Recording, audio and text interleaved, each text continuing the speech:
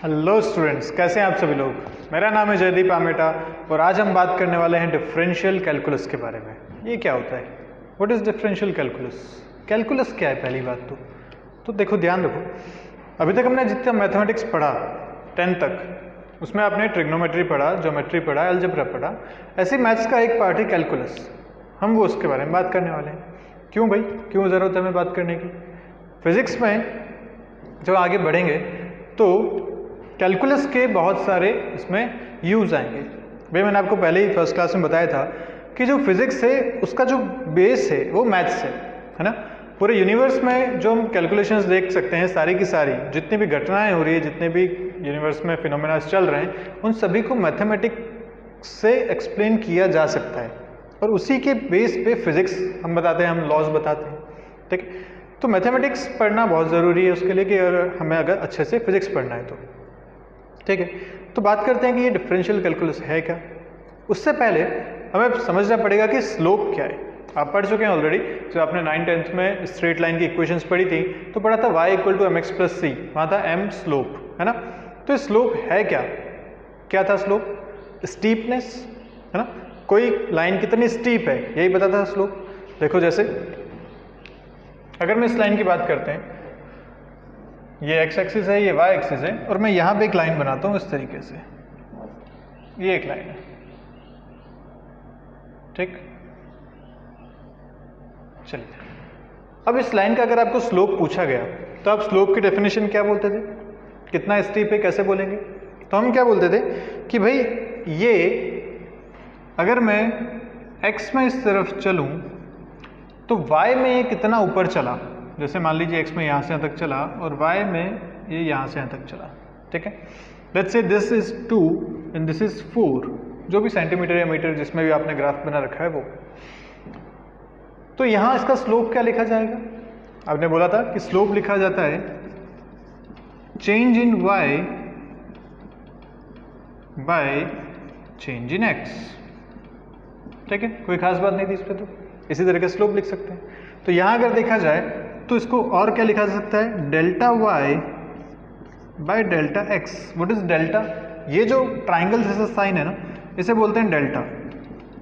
और इसका ये एक मैथमेटिकल साइन है जिसका लिटरली मीनिंग होता है चेंज इन।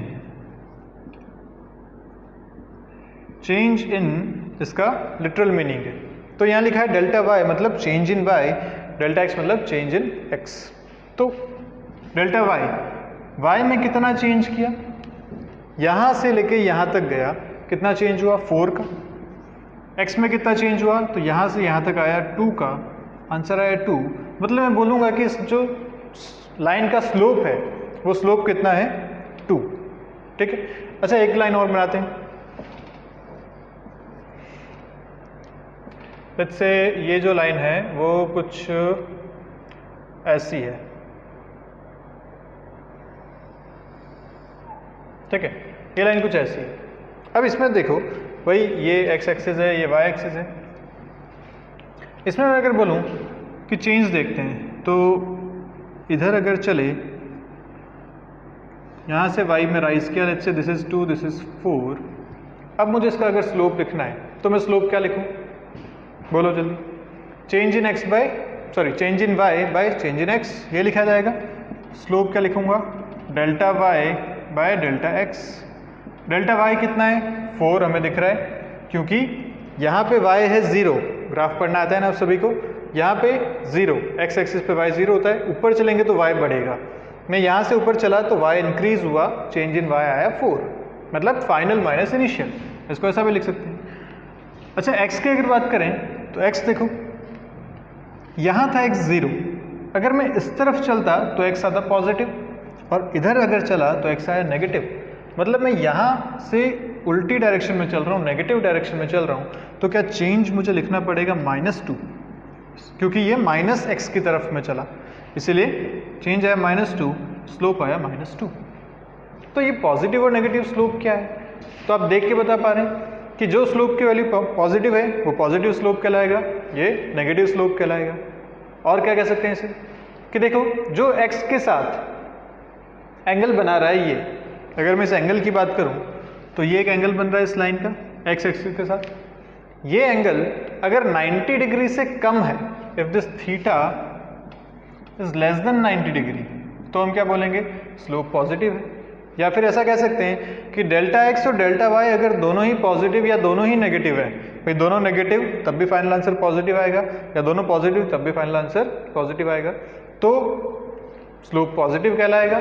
अगर नेगेटिव की बात करें तो ये एंगल जो पॉजिटिव एक्स के साथ बनता है, ये वाला एंगल जो पॉजिटिव एक्स के साथ बन रहा है, ठीक है, इस तरफ से एंगल देखते हैं हमेशा पॉजिटिव एक्स के साथ, तो थीटा अगर 90 से ज़्यादा है तो स्लोप कैसा होगा, नेगेटिव स्लोप होगा। या ये कह सकते हैं कि अगर दोनों में से कोई भी एक, डेल्टा वाई या डेल्टा एक्स में से कोई भी एक अगर नेगेटिव है तो स्लोप नेगेटिव होगा, ठीक है। तो स्लोप की बात आपको समझ में आ गई। अब स्लोप और कैसे कैसे निकाल सकते हैं ये बात भी देख लेते हैं।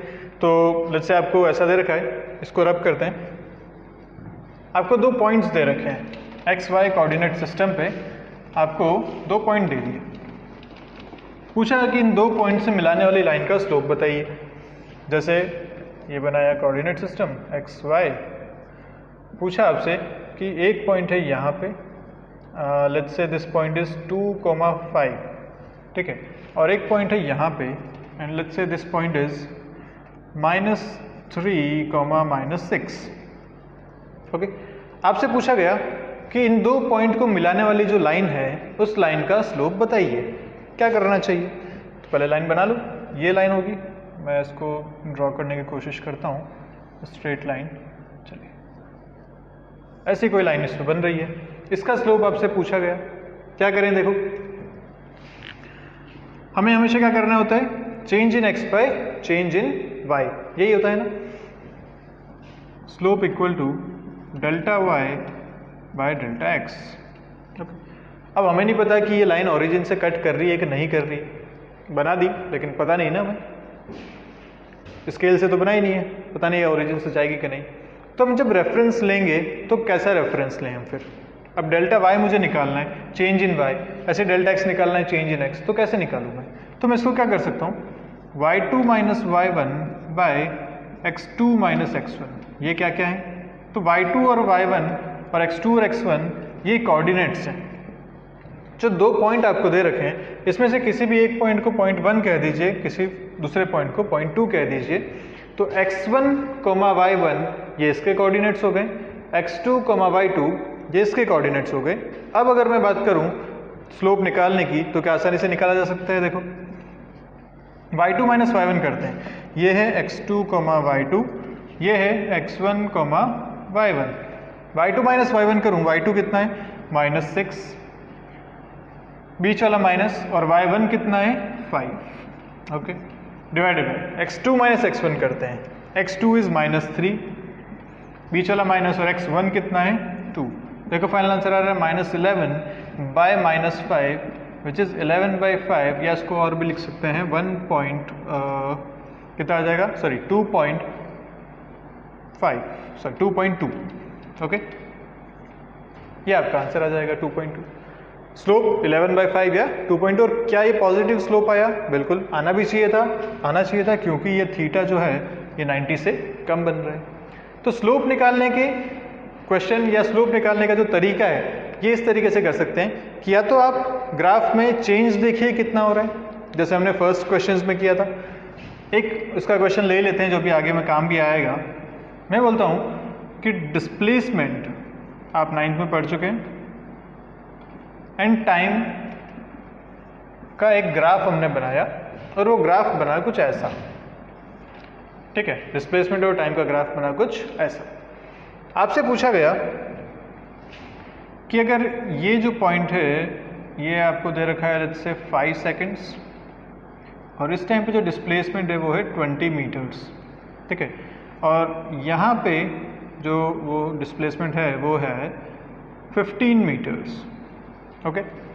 आपसे पूछा गया कि इसका स्लोप बताइए, इस लाइन का स्लोप बताइए, तो कैसे करेंगे स्लोप, क्या करूँ मैं यहाँ से x में वेरिएशन देखूँ और y में वेरिएशन देखूँ, this is delta x, this is delta y, ठीक है, तो y में कितना राइज हुआ per unit rise in x, यही अपना स्लोप होता है।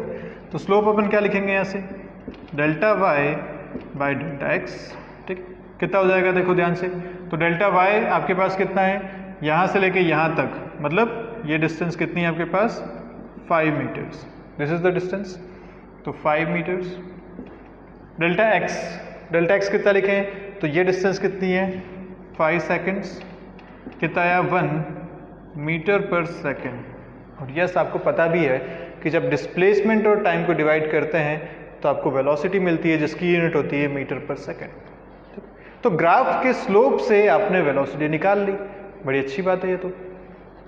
अब यहीं पे काम आता है डिफरेंशियल कैलकुलस का। सोचो क्या, मैंने बोला कि ये जो स्पीड आई 1 मीटर पर सेकेंड, ये क्या है, एवरेज स्पीड या एवरेज वेलोसिटी है, total distance by total time, इतना डिस्टेंस इतने टाइम में कवर किया। तुम ये सोचो कि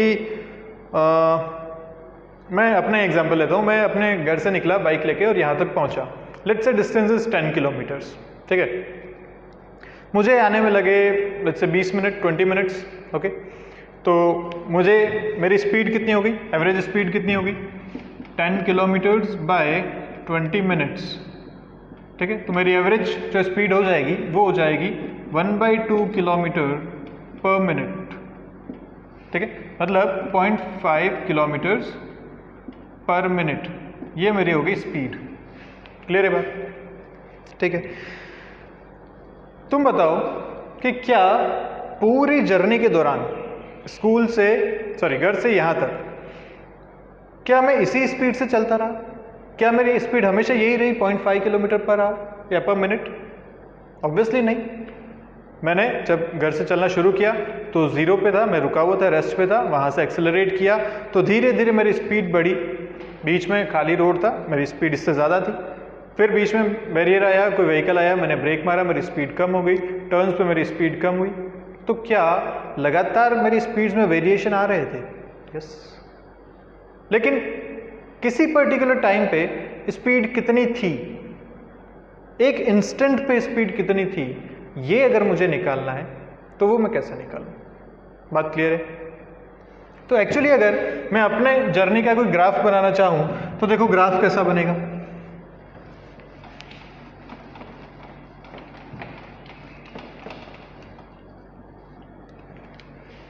डिस्प्लेसमेंट और टाइम का ग्राफ बनाते हैं अपन। 0 से चलना शुरू हुआ, टाइम के साथ साथ मेरा डिस्प्लेसमेंट बढ़ता रहा। ग्राफ ये जो कह रहा है ना 0.5 किलोमीटर पर मिनट, ये तो कह रहा है ये कि मैं लगातार एक कांस्टेंट स्पीड से चलता रहा, इतनी देर में यहाँ पहुँच गया। लेकिन एक्चुअली तो ऐसा नहीं हुआ था। कभी मैं ऐसा कुछ चलाऊँगा, या आप ये मान लीजिए कि कभी मेरा जो एक्चुअली ग्राफ बना होगा वो कुछ ऐसा बना होगा। कोई भी वेरिएशन हो सकता है, डिस्प्लेसमेंट टाइम के साथ कैसे वेरी करेगा हमें नहीं पता। अब अगर मुझे ये पता करना है कि किसी एक इंस्टेंट पे मेरी स्पीड या मेरी वेलोसिटी कितनी थी, तो क्या करें? यहाँ तो तुमने देखा, तुमने क्या लिखा था, delta Y is nothing but displacement, जिसको आप लिख सकते हो डेल्टा एस। डेल्टा ये नीचे वाला एक्सिस जो डेल्टा एक्स है उस पर क्या है, टाइम, तो delta S by delta T, ये आपने बेसिकली यहाँ लिखा था। डिस्प्लेसमेंट में चेंज बाय टाइम में चेंज, इससे आपको क्या मिला था, speed, which is average speed. पर अगर इंस्टेंटेनियस स्पीड की बात करूं, एक इंस्टेंट मतलब बहुत छोटा सा टाइम, उसी को कहते हैं इंस्टेंट। तो सोचो कि अगर ये इंटरवल बहुत छोटा कर दिया जाए और उस छोटे से इंटरवल में छोटी सी डिस्प्लेसमेंट को देखा जाए, तो क्या मुझे उस पर्टिकुलर इंस्टेंट की वेलोसिटी या स्पीड मिल सकती है? अब वो इंस्टेंट कितना छोटा? भाई बहुत ही छोटा। इंस्टेंट किसे कहते हैं? जिसे आप मेजर ही नहीं कर सको, उसे तो कहते हैं इंस्टेंट। मतलब इतना छोटा टाइम अगर मेरे को कैलकुलेट करना है, इतने छोटे टाइम में वो छोटी सी डिस्प्लेसमेंट मुझे अगर कैलकुलेट करनी है, तो वहाँ मैं सिंपल मैथमेटिक्स यूज़ नहीं कर पाऊँगा। तब हम चलते हैं डिफरेंशियल कैलकुलस की तरफ और बोलते हैं कि अगर मुझे इंस्टेंटेनियस स्पीड निकालनी है तो मैं क्या करूँगा, delta S by delta T, तो स्पीड का फॉर्मूला है, ये डेल्टा टी को मैं अगर limit delta T tends to 0 ऐसा लिखूँ, limit delta T tends to 0 delta S by delta T तो ये जो एक्सप्रेशन बनता है आपके पास, ये बनता है इंस्टेंटेनियस वेलोसिटी का। फिर बताता हूँ, डिस्प्लेसमेंट बाय टाइम, ये तो स्पीड या वेलोसिटी का फॉर्मूला होता ही है, पता है हमें। लेकिन अगर मुझे इंस्टेंटेनियस चाहिए तो उस बहुत छोटे से इंटरवल ऑफ टाइम में उस छोटी सी डिस्प्लेसमेंट के बारे में बात करनी पड़ेगी। तो उसके लिए मैंने यूज़ किया ये function limit delta T tends to zero. अभी डेल्टा टी एग्जैक्ट जीरो नहीं है, एग्जैक्ट जीरो तो कोई क्वांटिटी नहीं हो सकती है, वरना इनफाइनाइट हो जाएगा स्पीड। ये है tends to zero. Tends to zero मतलब जस्ट जीरो को अप्रोच करता हुआ, एग्जैक्ट जीरो भी नहीं। मान लो कि 0.000000001 सेकेंड्स, ये है ये डेल्टा टी, उसे आपने बोला एक इंस्टेंट। क्लियर है? तो इतने छोटे टाइम में जो डिस्प्लेसमेंट है वो ऑब्वियसली हम स्केल रख के तो कैलकुलेट नहीं कर पाएंगे। तो वो कैसे करेंगे? उसके लिए हम यूज़ करेंगे डिफरेंशियल कैलकुलस। ठीक है, तो आई होप आपको यहाँ तक सारी बातें क्लियर है कि डिफरेंशियल कैलकुलस की ज़रूरत क्या पड़ी। और अब हम बात करते हैं कि उसे कैसे यूज़ करें। यहाँ पे एक बात और कि ये जो पूरी क्वांटिटी है ना, limit delta T tends to zero delta S by delta T, इसे लिखा जाता है D S by D T. ठीक है, तो ये क्या बताता है? Change in displacement per unit time, बहुत छोटी क्वांटिटी में। जब भी आप डी लिखा देखें तो डी का मतलब क्या है? क्वांटिटी बहुत छोटी है, डिफरेंशियल कैलकुलस की बात हो रही है। तो ये डी जो साइन आया, यह आया डिफरेंशियल कैलकुलस की वजह से। इसका मतलब होता है rate of change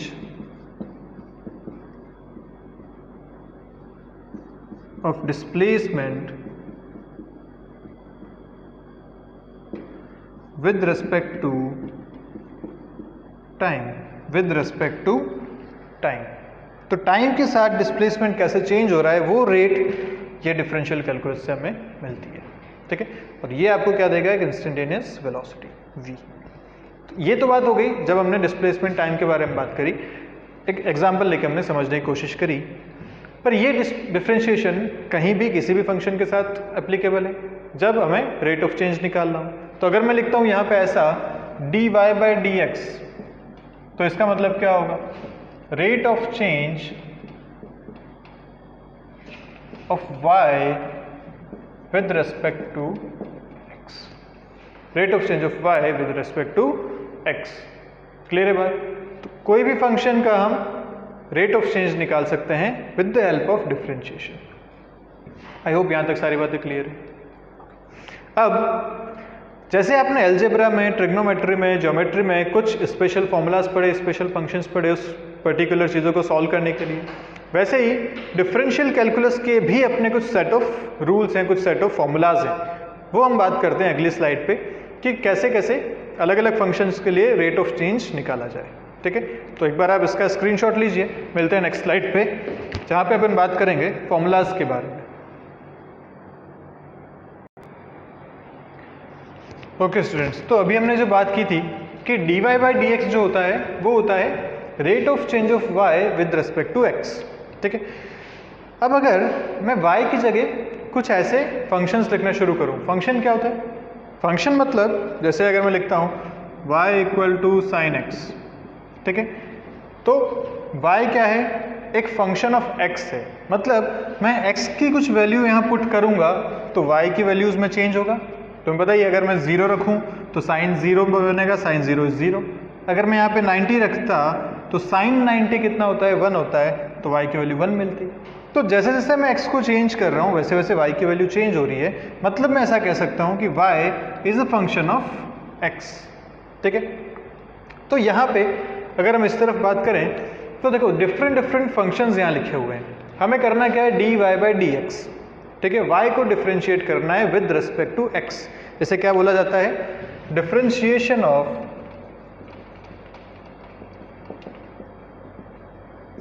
y with respect to x, ये इसका मतलब है। या फिर इसको और क्या बोला था हमने? Rate of change of y with respect to x। तो अब अगर y के अलग अलग फंक्शंस हैं तो उनका डिफरेंशिएशन के क्या क्या फॉर्मूलाज हैं, ये एक लिस्ट आपके सामने है। कि अगर मैं y की जगह पे e की पावर x रखता हूँ, e की पावर x फंक्शन होता है, आपको पता है ना, एक्सपोनेंशियल फंक्शन, तो उसका डिफरेंशिएशन क्या होगा? या y की जगह अगर मैं साइन x रखता तो उसका डिफरेंशिएशन क्या होगा? ये एक स्टैंडर्ड है अपने पास सेट ऑफ रूल्स जो अपने को याद होने चाहिए। ये डिफरेंशिएशन अपने को याद होने चाहिए, इनको यूज़ करके अपन क्वेश्चंस में आगे सॉल्व करेंगे। तो देखो जो इसमें सबसे ज़्यादा यूज़ होने वाला आपके आएगा ना, वो आएगा ये D by D x of X की power N equal to N times X की पावर एन माइनस वन। क्या किया, एक्स की पावर एन, एक्स तो है अपना वेरिएबल, एन है इसकी power which is a numerical quantity. जब इसको डिफरेंशिएट करेंगे तो इसका जो फॉर्मूला बनता है वो बनता है, पावर आ जाती है आगे, एन आ गया आगे, एक्स एज इट इज़ रहा, और जो पावर में था उसमें से एक माइनस कर दो तो पावर में यहाँ एन था, यहाँ एन माइनस वन हो जाएगा। ठीक है, बहुत सारे जो अपने पास एप्लीकेशंस आएंगे वो सिर्फ और सिर्फ इस पे बेस्ड आएंगे, बहुत सारे एप्लीकेशंस। तो देखो अभी करते हैं अपन कुछ क्वेश्चंस। जैसे आपको फर्स्ट बोला गया कि बताइए if y equal to X square then dy by D X कितना है, ये आपका क्वेश्चन है। ओके, तो y एक्स स्क्वायर है तो मैं क्या करूँगा, y की जगह एक्स स्क्वायर रख देता हूँ, तो dy बाई डी एक्स में y की जगह रख दिया एक्स स्क्वायर। ये अपने को फाइंड करना है, D by D x of X square, मतलब rate of change of X square with respect to X, ये इसका मतलब है, rate of change of X square with respect to X. तो एक बात ध्यान रखना कि डिफरेंशिएशन जब भी करते हैं तो यहाँ जो वेरिएबल है और यहाँ जो वेरिएबल है वो सेम होने चाहिए, तभी आप डिफरेंशिएशन कर पाएंगे। ओके, अब ये अपने को कैसा फॉर्म दिख रहा है, इन सब में से अगर ध्यान से देखो तो x की पावर n जैसा फॉर्मूला दिख रहा है ये वाला। ठीक है, हमें पता है कि जब भी x की पावर n लिखा होता है तो इसका डिफरेंशिएशन कितना होता है, n आ जाता है आगे, x की पावर में हो जाता है एक कम, यही होता है। तो मैं यहाँ करता हूँ, x स्क्वायर है मतलब n की वैल्यू यहाँ कितनी है अभी 2, तो मैं क्या करूँगा, इस 2 को ले आऊँगा आगे, x की पावर को कर दूँगा एक कम, तो 2 माइनस 1 कितना बना 2x। So this is the differentiation of, मतलब अपना आंसर क्या आ गया, dy बाई डी एक्स कितना आया 2x, ये अपना आ गया answer. Differentiation of X square is nothing but 2x। ठीक है, ऐसे अगर पूछा गया आपसे कि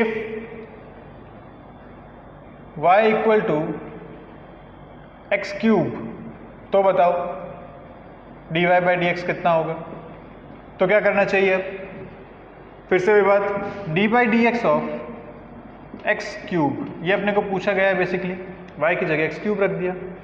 फिर से फॉर्मूला देखो तो x पावर n, यहाँ n कितना है 3, है ना, कंपेयर कर पा रहे हैं। अब क्या इसका फॉर्मूला होता था, पावर आ जाती थी आगे तो 3 आ जाएगा आगे, x की जो भी पावर है उसमें से एक कम कर दो तो 3 माइनस 1, ये आपके पास बना 3x square. So final answer क्या बना, dy by D x equal to 3x square. Clear है, एक और करो, अगर आपको ऐसा दिया होता कि if y equal to x, इतना ही दिया है y इक्वल टू x, तो अब बताओ dy बाई डी एक्स कितना होगा, तो क्या करें, y की जगह क्या रख सकते हैं x, क्योंकि हमेशा अपने को सेम फंक्शन रखने होता है, यहाँ x है तो यहाँ भी x होना चाहिए। अब ये x जो लिखा है बेसिकली ये है क्या, x की पावर 1, यही तो है, तो मतलब यहाँ पे n कितना है, n इक्वल टू 1 है। क्या करें, पावर आ जाएगी आगे तो 1 आ गया आगे, x की पावर में एक कम कर दो तो 1 माइनस 1 हो गया, किसी की पावर 0 मतलब क्या होता है, खत्म हो जाती है क्वांटिटी, 1 हो जाती है वो, तो 1 इंटू 1 विच इज़ 1। तो ये बात हमेशा याद रखिए कि जब भी सिर्फ फंक्शन है, उसकी कोई पावर वगैरह नहीं है, सिर्फ x लिखा हुआ है तो उसका डिफरेंशिएशन कितना होगा 1। स्टैंडर्ड है, इसको याद रखा जा सकता है एज इट इज, x का डिफरेंशिएशन 1। ठीक है, एक्स क्यूब का कितना आया 3x स्क्वायर, एक्स स्क्वायर का कितना आया 2x, ये तो आप सॉल्व कर सकते हैं, ये याद रखिए x का कितना आएगा 1। और अभी आपको थोड़ा सा इसमें मेहनत लगेगी, जैसे जैसे प्रैक्टिस करेंगे ना बहुत आसान सा हो जाएगा। करना क्या है, पावर को आगे लाना है, ऊपर से एक पावर कम करनी है, बस इतना ही तो है। अब जैसे आपको बोलूँ अगर मैं ये बताइए, इसको इरेज करते हैं, मुझे बताइए ये, आप इसका स्क्रीनशॉट ले लीजिए पहले। चलिए अब बताइए ये कि अगर मैं इसकी पावर को चेंज कर देता हूँ, तो अब कितना लिखेंगे? अब है आपके सामने x की पावर हाफ, जिसको रूट एक्स भी लिखते हैं, ऐसा है। इसका डिफ्रेंशिएशन आपको करना है, तो क्या करूं? फिर से वही बात, D by D x of x power half, ये है अपने सामने। अब n कितना है? हाफ। तो n जरूरी नहीं कि इंटीजर ही हो, n रेशियो में भी हो सकता है, तो n हो गया हाफ। क्या करते थे? पावर आती थी आगे, तो हाफ आ गया आगे। x की पावर में एक कम करते थे, तो अभी हाफ है, उसमें से एक कम करना पड़ेगा, हाफ माइनस वन। कितना है? 1/2 x की पावर माइनस हाफ आया, ये ऊपर half minus one is minus half. जब भी पावर में माइनस होता है तो क्या उसको मैं डिनोमिनेटर में ट्रांसफर कर सकता हूँ? तो हो जाएगा 1/2 और x की पावर हाफ, जो ऊपर था x की पावर माइनस हाफ, वो नीचे आके हो जाएगा x की पावर हाफ। x की power is half nothing but root x, तो इसको लिखा जाता है 1/2 रूट x। तो रूट x का डिफरेंशिएशन कितना हुआ? 1/2 रूट x। ठीक है, तो ये standard mathematical formula based question है। एक और करो, अगर ऐसा आपको दिया होता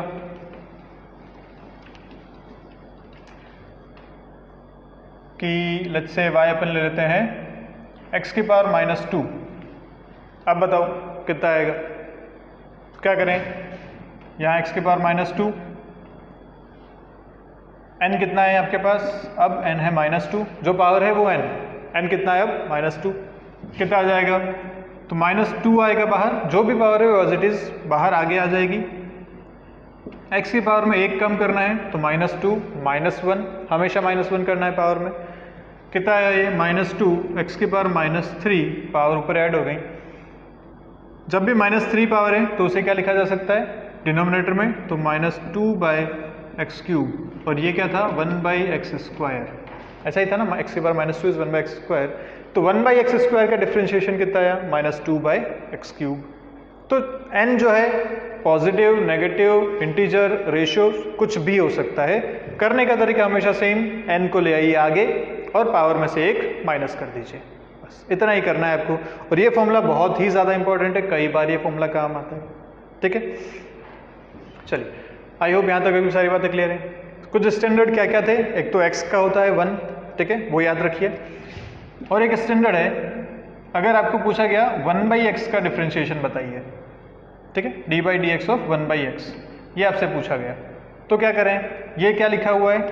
D by D x of basically x की पावर -1, 1/x मतलब x की पावर -1। इसका क्या डिफरेंशिएशन करते हैं? तो देखो क्या लिखा जाएगा, पावर में मतलब n इक्वल टू कितना है पे? -1, पावर आगे मतलब -1 आगे, x की पावर -1 एक और कम कर दिया -1, कितना हो गया? -1 इंटू एक्स की पावर -2 या -1/x²। तो 1/x का कितना हुआ? -1/x²। क्लियर है बातें? इस तरीके से आप करेंगे। कुछ आसपास वाली जो चीज़ें होती हैं ना, जैसे x का, x² का या 1/x का, ये डायरेक्ट याद रहे तो क्वेश्चन जल्दी सॉल्व होते हैं, तो याद रखें तो अच्छी बात है। नहीं तो शुरू में आप ऐसे तो कर ही सकते हैं, जैसे प्रैक्टिस करेंगे वैसे याद भी हो जाएगा। ठीक है, तो इस तरीके से -1/x² हो गया। और फंक्शन क्या क्या होते हैं देखो, तो अगर sin x का डिफरेंशिएशन आपसे पूछा गया तो होता है cos x, और cos का पूछा तो -sin x, ये ध्यान रखना। ऐसे ही अगर tan का पूछा तो sec² x होता है। बाकी के भी हम करेंगे आगे, cot x का, cosec x का, उनके क्या क्या हैं वो भी आगे हम बात करेंगे, वो हम डिराइव करेंगे सीधे सीधे। तो ये कुछ बेसिक है, आपको याद रखने चाहिए। ln x, ln क्या था? लॉग नेचुरल, है ना, लॉग आपने पढ़ा हुआ है। लॉग में जब बेस आप लेते हैं e की वैल्यू कितनी होती है? Approximately 2.7। e is a mathematical constant. इसका जो डिफरेंशिएशन आता है वो आता है 1/x, ठीक है। ln is log base e, तो उसका डिफरेंशिएशन 1/x। तो ऐसे कुछ स्टैंडर्ड फॉर्मूलाज है, आपको याद रखने हैं। ओके, अब ये तो हो गया, ठीक है, स्टैंडर्ड चीज़ें हैं। अब ऐसा कि अगर कोई कांस्टेंट भी इसमें मल्टीप्लाई हो तो क्या होगा, या अगर दो फंक्शन साथ में एडिशन में दे दिया, लेट्स से आपको y इक्वल टू दिया x² प्लस x³ या 2x² प्लस 3x³, अब क्या करें, कैसे डिफ्रेंशिएट करें? तो उसके लिए भी कुछ स्टैंडर्ड्स बनाए हुए हैं। तो अगली स्लाइड पे चलते हैं, उन स्टैंडर्ड्स के बारे में बात करते हैं। आप इसका स्क्रीनशॉट ले लीजिए और ऐसे कोई भी फंक्शन बना के खुद से ऐसे प्रैक्टिस कीजिए। देखिए अब जो फर्स्ट यहाँ पे फॉर्मूला दे रखा है वो क्या कह रहा है, k एक कांस्टेंट है। k क्या है? एक कांस्टेंट। कांस्टेंट मतलब कोई भी एक न्यूमेरिकल कांस्टेंट वैल्यू हो सकती है, पॉजिटिव, नेगेटिव, रेशियो, इंटीजर, कुछ भी हो सकता है। k is a constant. Okay, तो जब भी आपको, और what is F x? Function of x. जब हम बात कर रहे थे कि x का कोई भी फंक्शन साइन हो सकता है, एक्स स्क्वायर हो सकता है, ln x हो सकता है, कोई भी एक फंक्शन। तो अगर ऐसा है कि आपको differentiation of k into F X दे रखा है, मतलब एक कांस्टेंट मल्टीप्लाई हो रहा है एक फंक्शन से और उसका आपको डिफरेंशिएशन करना है, तो आप क्या कर सकते हैं, उस कांस्टेंट को डिफरेंशिएशन से पहले लिख सकते हैं, मतलब डिफरेंशिएशन के बाहर उसको निकाल सकते हैं, देन जो फंक्शन है उसका सीधा सीधा डिफरेंशिएशन कर सकते हैं। जैसे कि एग्जांपल लेते हैं, आपको पूछा गया कि D by D x of 2x square कितना होता है। ओके, तो क्या करें, 2 is a constant, x square is a function, तो इस 2 को हम बाहर ले सकते हैं और अब इसको एज इट इज लिख सकते हैं D by D x of X square. और ये तो भी आपने अभी किया था, D by D x of X square. क्या फॉर्मूला बन रहा है, एक्स की पावर n का फॉर्मूला है ये, तो क्या हो जाएगा, यहाँ n कितना है 2, तो 2 टाइम्स अंदर अपन डिफ्रेंशिएट करते हैं, तो एक्स स्क्वायर में फॉर्मूला क्या बनता था, n इंटू एक्स की पावर n माइनस 1, तो n कितना है 2, एक्स की पावर 2 माइनस 1, ये बना। तो फाइनल आंसर कितना है, 2 इंटू 2 इज 4x, ये आपका फाइनल आंसर आ गया फॉर दिस डिफरेंशिएशन। तो differentiation of 2x square is 4x। Clear है बात? तो जब भी ऐसा कांस्टेंट किसी फंक्शन से मल्टीप्लाई होगा तो आप उसे सीधा सीधा बाहर लिख सकते हैं। जैसे एक और एग्जांपल पूछा आपसे, D by D x of let's say 4 sin x, ये बताइए ये कितना आएगा, 4 sin x। ठीक है, तो क्या करना चाहिए, 4 is a constant, sin x is a function, तो D by D x of sine x अलग से लिख सकते हैं, 4 अलग से लिख सकते हैं। अब 4 तो यहाँ है ही, साइन एक्स का डिफरेंशिएशन कितना था, पिछले में लिस्ट में लिखा था, क्या था, cos x, बहुत बढ़िया, तो था cos x, तो final answer is 4 cos x, ये आपका फाइनल आंसर हो जाएगा।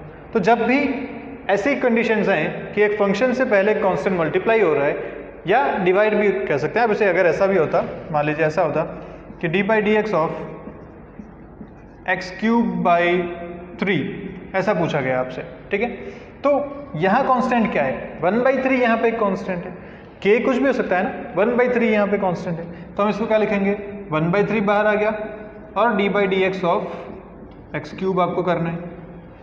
क्लियर है? तो D by D x of x cube, again वही फॉर्मूला, एक्स की पावर n वाला, n कितना है यहाँ पे 3, तो क्या लिखा जाएगा 1/3, पावर आती है आगे तो 3 आया आगे, x की पावर 3 माइनस 1, पावर 1 कम हो जाती है, देखो 3 से ये 3 कैंसिल हो रहा है, ऊपर -1 है, तो X square is your final answer. तो D by D x of x cube by 3 is X square. I hope यहाँ तक सारी बातें क्लियर है। ठीक है,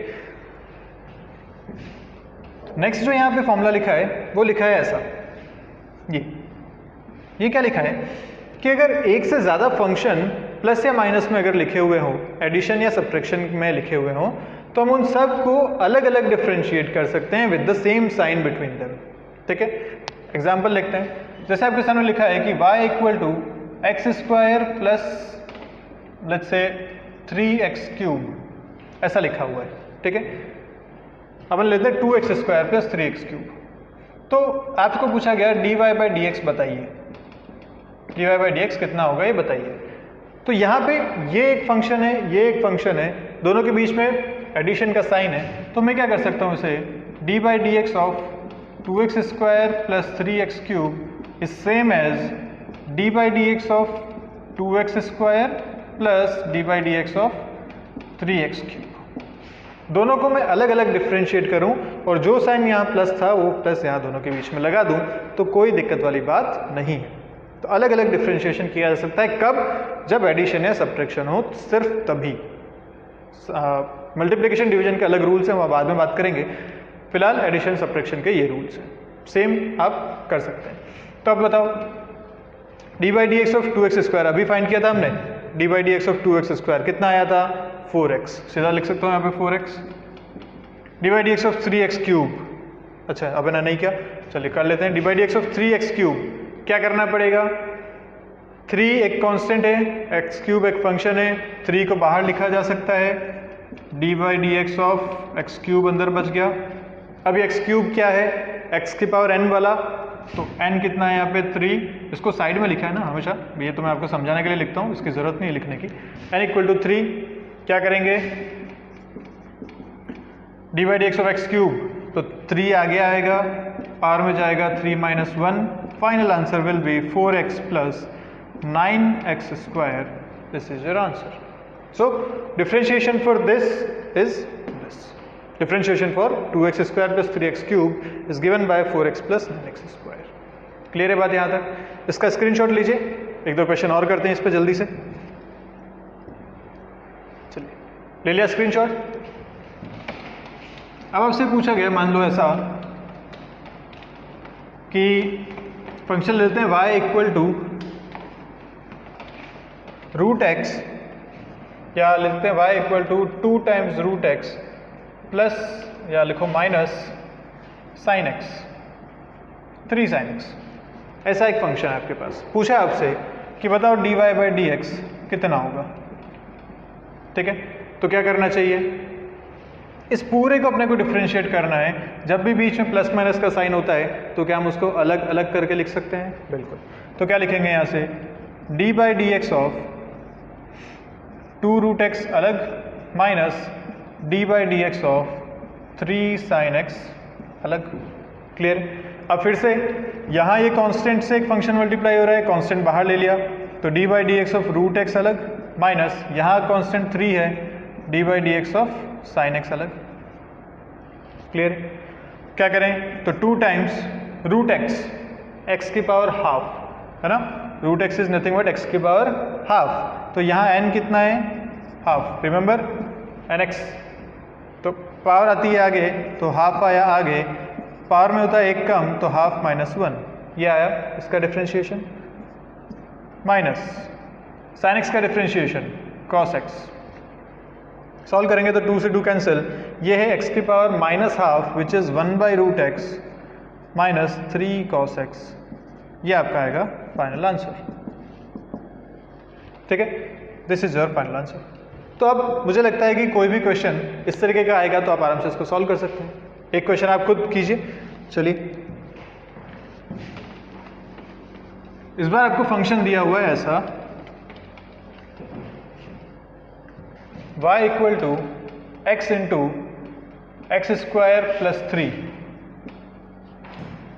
ऐसा एक फंक्शन आपको दिया हुआ है। ठीक है, इसका डिफरेंशिएशन आपसे पूछा गया कि बताइए dy बाई डी एक्स कितना होगा। तो आप तो कहेंगे कि यार सर हमें तो मल्टीप्लिकेशन का तो बताया नहीं आपने अभी तक, कैसे करें।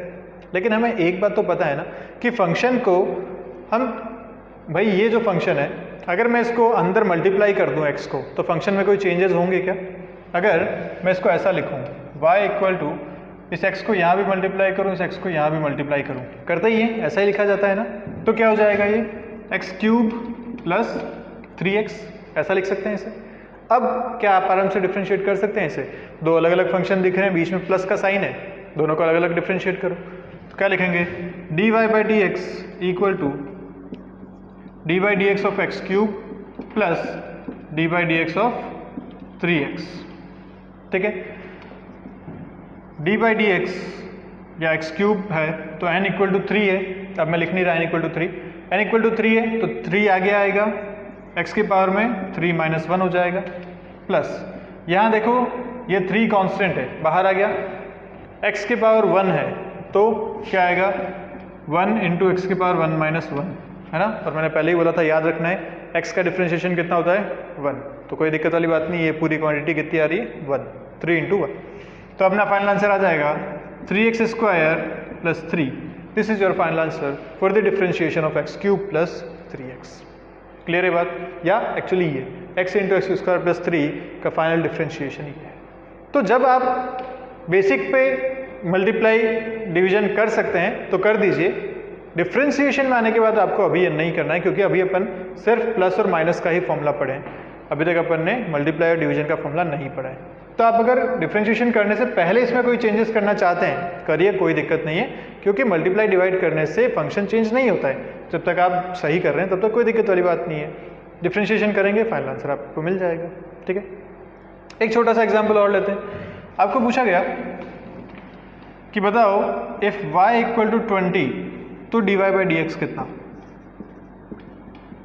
y 20 है, 20 इज अ कांस्टेंट, तो y एक कांस्टेंट दे रखा है, x की कोई इसमें वैल्यू है ही नहीं, आगे कोई इसमें फंक्शन नहीं है, तो पूछा कि अब बताओ dy बाई डी एक्स कितना। क्या करें? तो देखो इसको सोचने के दो तरीके। एक तो मैं ये कर सकता हूँ कि यहाँ पे x की पावर 0 लिख लूँ, किसी के पावर 0 मतलब 1 होता है, तो 20 इंटू 1 या 20 इंटू एक्स की पावर 0 कर सकता हूँ मैं इसको। ठीक है, अब अगर इसको डिफ्रेंशिएट करूँ तो dy बाई डी एक्स कितना आएगा भाई, 20 हो गया कांस्टेंट, x की पावर 0, x की पावर n से रिलेट करते हैं, n कितना है अब अपने पास 0, आगे आएगा 0, x की पावर 0 माइनस 1, ऐसा लिखा जाएगा। ये पूरी क्वांटिटी कितनी होगी 0, क्योंकि 0 में कुछ भी मल्टीप्लाई करो आता है 0, overall quantity is 0। So yes, किसी भी कांस्टेंट के लिए अगर आप डिफरेंशिएशन करते हैं, सिर्फ कांस्टेंट, तो डिफरेंशिएशन कितना आएगा 0। क्लियर है? कांस्टेंट जब मल्टीप्लाई था तब 0 नहीं किया हमने, तब तो डिफरेंशिएशन से बाहर आ गया, अंदर जो भी था उसका डिफरेंशिएशन किया। लेकिन अगर सिर्फ कांस्टेंट है, सिर्फ y इक्वल टू 20 दे रखा है, या यहाँ पे होता प्लस 5 और, तो 5 का डिफरेंशिएशन कितना होता 0, यहाँ पे 20 का डिफरेंशिएशन कितना है 0। और एक्चुअली आप इसकी डेफिनेशन से भी समझ सकते हैं डिफरेंशिएशन था क्या, what is dy by D x, rate of change of y with respect to x। अब इस पूरे फंक्शन में कहीं x है ही नहीं, तो क्या x की कोई भी वैल्यू डालने से y में कोई चेंज आएगा क्या? नहीं, y हमेशा सेम रहने वाला है। तो रेट ऑफ चेंज, जब चेंज ही नहीं है तो रेट किस बात का, मतलब 0। क्लियर है? तो जब सिर्फ कांस्टेंट टर्म्स हैं तो उसका डिफरेंशिएशन कितना होता है 0। ठीक है, तो अब एक लास्ट क्वेश्चन आप इस पे कीजिए, फिर अपन मिलेंगे नेक्स्ट वीडियो में। क्वेश्चन कुछ ऐसा रखा है, इसका स्क्रीनशॉट ले लीजिए एक बार। चलिए,